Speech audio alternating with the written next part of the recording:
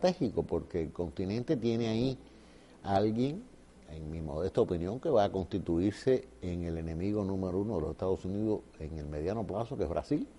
Es muy posible.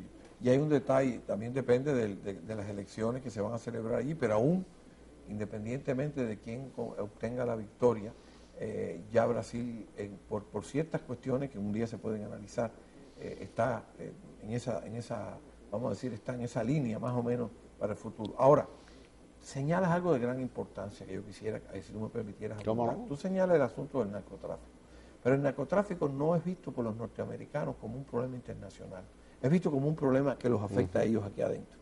Y por eso es que ellos están tan interesados en cuestiones como esa, la situación de Colombia, etcétera, en el mismo México, pero es porque eso afecta lo interno en Estados Unidos. Nosotros vemos la cuestión del narcotráfico en gran parte como un problema internacional, y lo es, no hay duda que lo es, pero ellos lo ven, sí, hay algo de eso, pero lo ven como un problema que los afecta directamente. Y entonces le han dado la importancia que se le ha concedido a ese asunto, y que la tiene.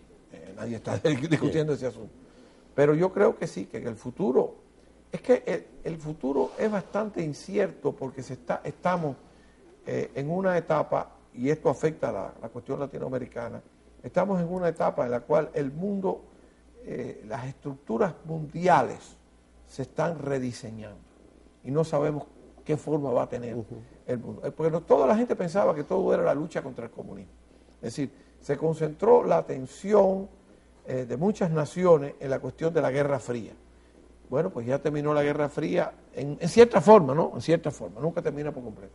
Pero entonces ahora hay otros problemas. Alguien decía, no, aquí el problema es derrotar a los comunistas. No, no necesariamente.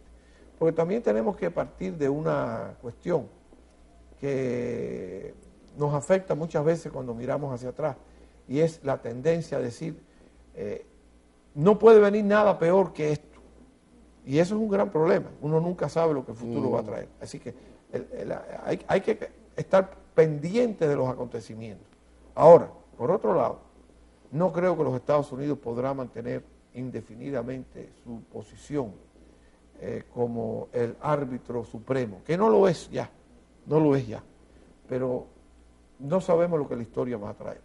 No sabemos. Yo pienso que además el futuro, mejor hay dicho. algo bien grave, Marco Antonio, como tú muy bien decías, porque esto que digo yo de Brasil no lo digo por gusto. Es decir, no, claro que no. Hace 10 años, Fidel Castro y Lula acordaron crear el Foro de Río como la manera de revivir el comunismo en el continente disfrazado, como un movimiento telúrico que viene de abajo, y han logrado, sin duda alguna, pues sembrar en el continente un montón de ideas y de posiciones, muchas de las cuales no son quizá del todo duraderas, pero han creado ese ambiente, y el señor Lula pues se ha presentado con una doble cara tremenda. Tiene la cara de la persona muy jovial y muy en el gobierno, el hombre moderado, etcétera, etcétera, y por detrás de la fachada es el propulsor del chavismo, de la tremenda cosa que significa la Revolución Cubana. Es el defensor número uno que tiene su embajador,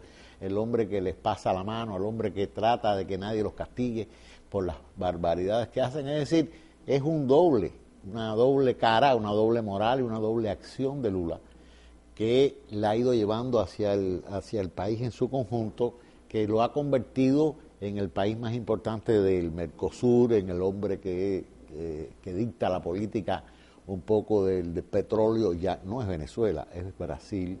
El Petrobras se ha convertido en una empresa muy seria para el desarrollo del petróleo en el mundo. Ellos están tratando de ser el socio comercial mayor de Cuba, se han metido en Cuba en la cosa del tabaco, del cigarro, quieren meterse en el azúcar, quieren meterse en la cosa de desplazar a Venezuela. Claro, claro. Y realmente eso es bien interesante, la gente no habla de eso. Pero es cierto, es decir, Brasil tiene el propósito de convertirse en el principal socio comercial de Cuba. Eso ya se ha dicho clásica, explícitamente. Y los datos demuestran esa tendencia, claro, indudablemente, por el momento no es tan fácil reemplazar a Venezuela, a no ser que hay una crisis en Venezuela que se puede producir en cualquier momento, y entonces cambiaría el escenario. Pero de momento Venezuela es el principal aliado del gobierno, pero no hay duda que es más efectivo en cuanto a imagen, en cuanto a relaciones internacionales, el vínculo con Brasil es más importante. Por eso mismo que ya se ha señalado. Es decir, Lula da Silva no es mal visto. Chávez sí es mal visto. Claro. Y siempre en esta cuestión el mal. Porque la imagen, Es malo y es bueno. mira, la imagen, y estoy hablando con un economista, es fundamental Claro, en cuestiones, por ejemplo, del mercado de valores. claro. Es La toda imagen. apreciación, todo es apreciación. Todo es apreciación. Pero en política internacional Ajá, también. lo ha sido siempre. Es decir, nosotros pensábamos, por ejemplo, en una época que el comunismo internacional era una fuerza avasalladora. Y en mi opinión, con todo respeto, nunca lo fue. Fue importante y fue un gran peligro, pero no era lo que nosotros pensábamos. Pero proyectaron la imagen, lo hicieron muy bien. Marco Antonio, el tiempo se nos ha Claro. terminado en la primera parte, ¿Cómo queridos no? amigos. No muevan su control remoto de ahí, que regresamos en la segunda parte de nuestro programa. Quédense ahí.